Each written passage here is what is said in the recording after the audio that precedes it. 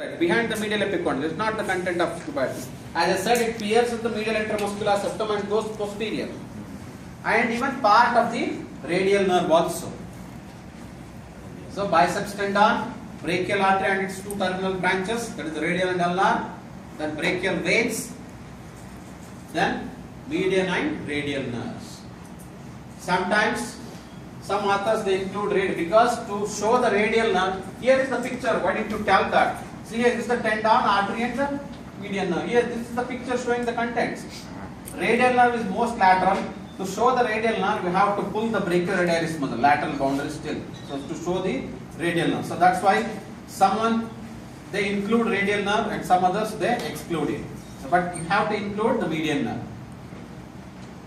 Biceps tendon, brachial artery, its two terminal branches and the median nerve. These are the contents of the cuboidal fossa. So this is all clear about the cuboidal fossa, boundaries, contents. Clear? Yes. So this is again one more picture showing the cuboidal fossa. This is the pronator teres, this is the brachioradialis, this is the bicipital aponeurosis, where the vein is taken out. This is anterior to that, and showing the contents: brachial artery, brachial vein, biceps tendon, and then the median nerve. Clear? Now, as I said, some of the clinical points: phlebotomy, that is same. Withdrawal of the blood samples from the median cuboidal vein, as it is more fixed compared to other veins. And next is, how do you record the blood pressure? I hope you have finished the recording of blood pressure. How do you record the blood pressure? What is the instrument used?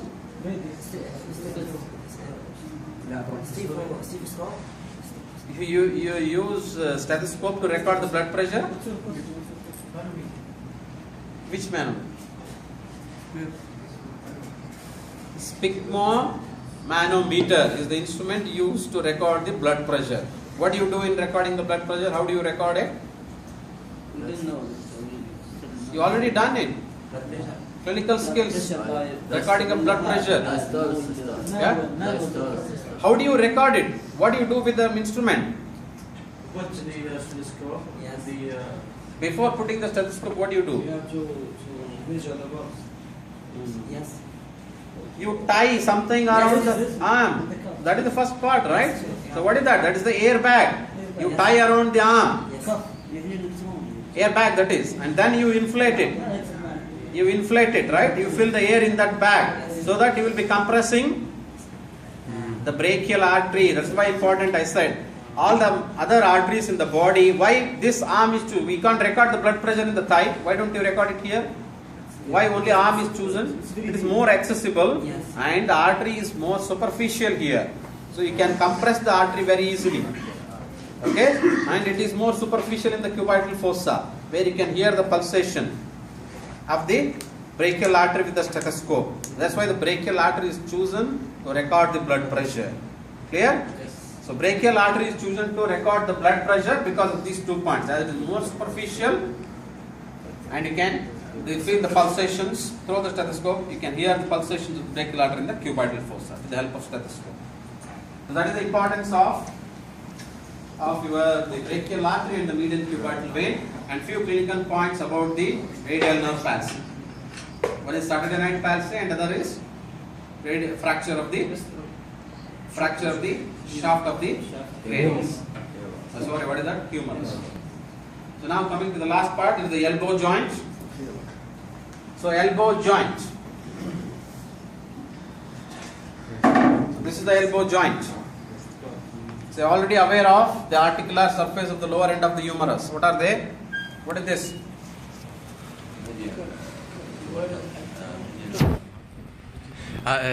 This Capitulum. capitulum, Capitulum. What is this? trochlea, Trochlea. capitulum. Trochlea and capitulum. See here.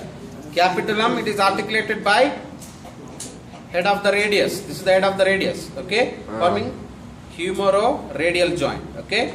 And trochlea, articulating with the trochlear notch of the ulna. Right? Yes. Trochlear notch of the ulna. See here, this is the notch like C-shaped, right? So this is the coronoid process and this is the olecranon process. Olecranon process, coronoid process, and the trochlear notch. So this elbow joint is little bit complex. Why I am telling this point is, even here the joint between the radius and ulnar, see this joint, radio ulnar joint, superior radio ulnar joint, as they are very close to each other, these three joints, humero radial, humero ulnar, radio ulnar. Clear? Three joints in a joint. Okay, humero ulnar, humero radial, and radio ulnar. So these three joints are covered by a single capsule, single synovial capsule, all within a single capsule. Okay, so this is what forms the elbow joint. But for functional anatomy point, we are including only humero ulnar and humero radial. You forget about radio ulnar. Okay, so functionally you consider only joint between humerus and radius and ulnar. Okay, between the capitulum and head of the radius, the trochlea and the trochlear notch of the ulna. Okay, so as there are three joints within a single cavity, joint cavity, we call it as a complex joint. Okay, complex type of hinge joint. What do you mean by a hinge? The elbow and knee extension. Hinge. It's an English word. What do you mean by hinge? How do you fix the door? Type of synovial. You fix the door with the help of hinges, right? You fix the door with the help of hinges. So hinges will help the whole door and even move the door. Without hinges, can you fix the door? No, right? How about windows? You close and open, you have hinges. You followed the term hinges. What are the movements possible at the door? Either you can close the door or open the door. Only two movements. Yes. No other. Can you do any other movement at the door? Either you can close the door or open the door with the help of hinges. So here also in the elbow you do only flexion and extension. Only two movements. Flexion and extension. Only two movements. So that's why this is called as a hinge joint. Hinge variety of synovial joint. It is also called as a complex joint. Why it is complex? Because many bones and many joints within a joint capsule. Single joint Also, doctor, capsule. it's present in the knee, isn't it? What? This type of joint, hinge joint in the knee. Yeah. So hinge again that is also a complex joint. Because you have two separate compartments between the medial condyle, lateral condyle, the tibia. Okay, different condyles are. That is also again called as complex joint. Again the movements there also, there is slight rotation also possible. That is a different story. Okay. So that is the elbow joint.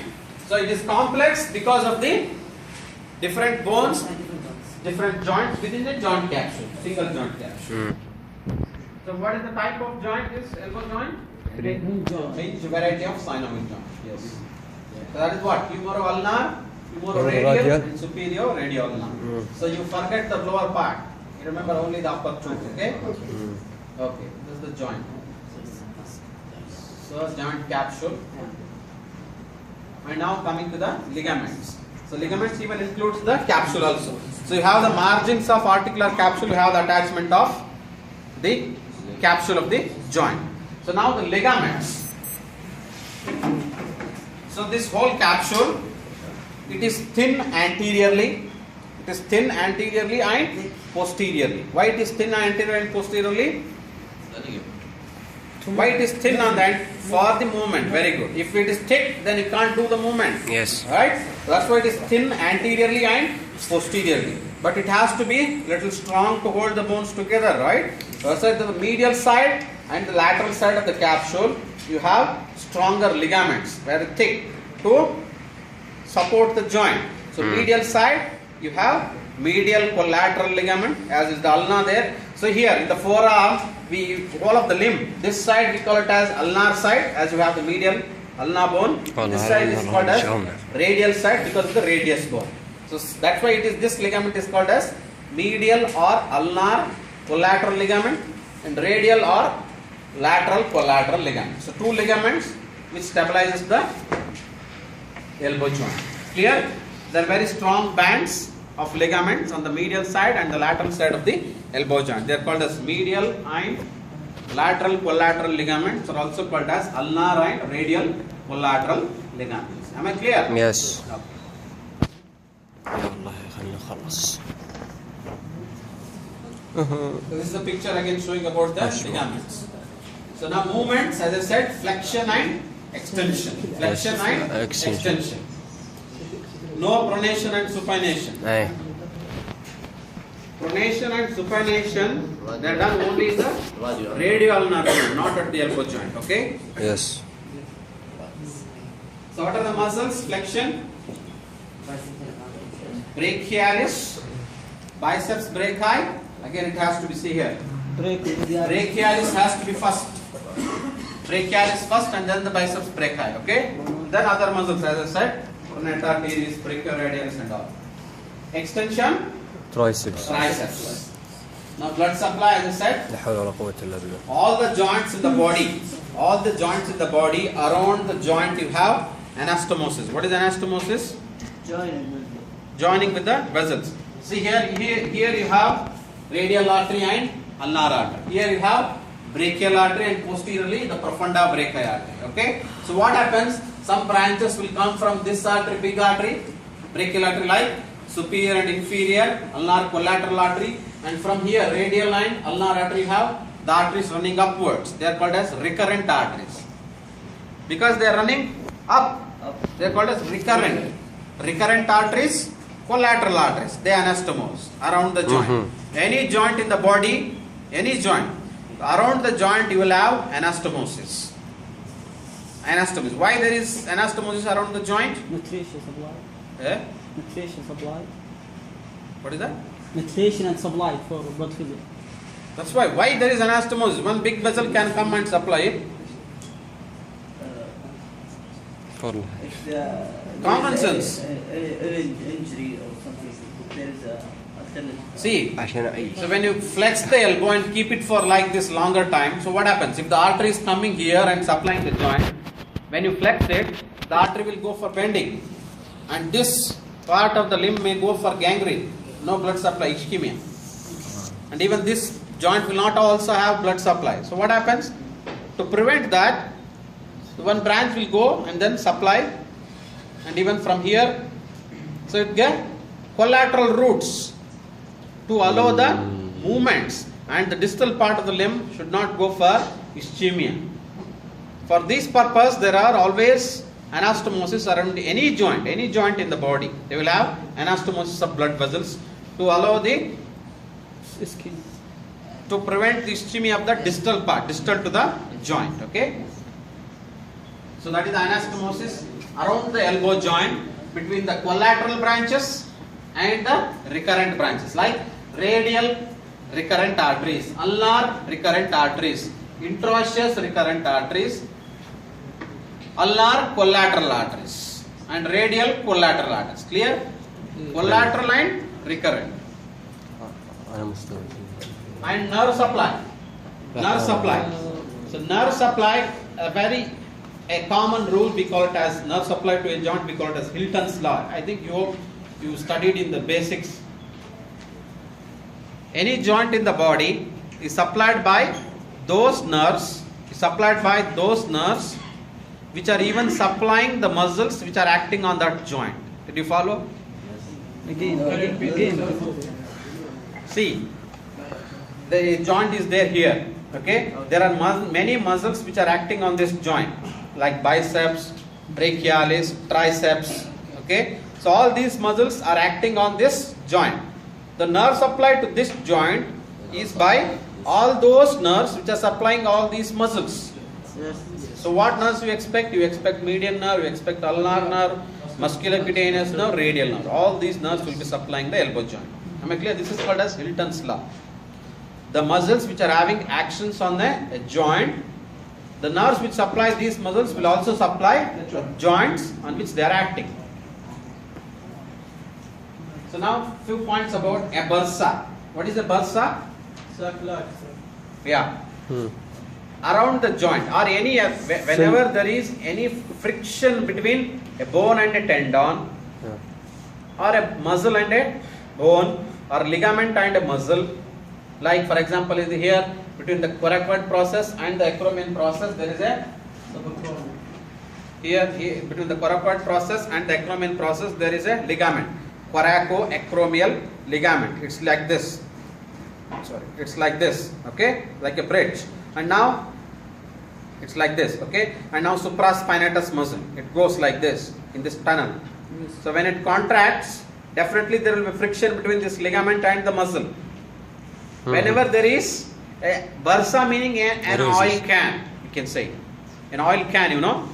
So whenever there is any friction, like balls and the bearings in a wheel or in a piston, whenever there is movement, so there will be friction and then heat formation.